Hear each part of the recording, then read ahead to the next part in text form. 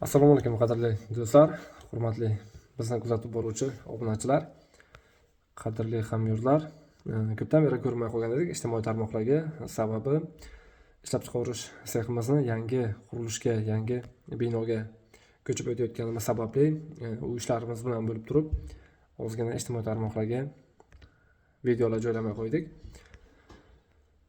Bugun 2-mart kuni payshanba kuni hokim va yoshlar uchrashuvida bizga u binomizga elektr energiyasi ulash masalasi bo'yicha kirgan edik.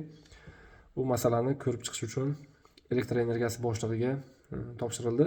Bu narsani ko'rib chiqdik. Biz yaqinda prezident va yoshlar uchrashuvida bo'lib o'tgan muhokamada aytilgan, prezidentimiz aytib o'tgan 1-martdan yoshlarga tadbirkorligini boshlaydigan yoshlarga infratuzilmaga o'tish, ya'ni ulab berish xarajatlarini yoshlar jamg'armasi tomonidan qoplab berilishi aytilgan edi va shu 1-martdan amalga oshirilishi ham aytib o'tilgan edi.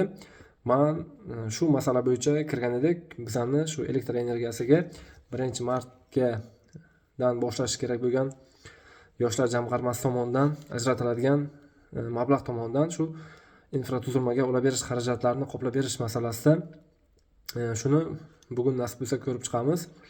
Videolarimizni kuzatib boring. Agar ijobiy hal bo'ladigan bo'lsa, sizlarga qo'yib kuzatib e'tiboringizga taqdim etib boraman va tadbirkorlik qilishni boshlayotgan yaqinlarimizga va tanishlarimiz bo'lsa ham ularga ham foydasi tegadi degan umiddaman va ular ham xuddi shunaqa xarajatlar bo'ladigan bo'lsa, gaz, svet, suv, yo'l infratuzilmalariga ulab berish xarajatlarini barchasini 1-martdan yoshlar jamg'armasi tomonidan qoplab berilishi aytib o'tilgan. Endi uni xo'sh, amalda qanday bo'ladi? Buni birgalikda ko'rib chiqamiz. Bizni kuzatishda davom eting. Videolarni iloji boricha sizlar bilan birgalikda ulashib borishga harakat qilaman. E'tiboringiz uchun rahmat. Yaxshi kunlarda ko'rishguncha xayr.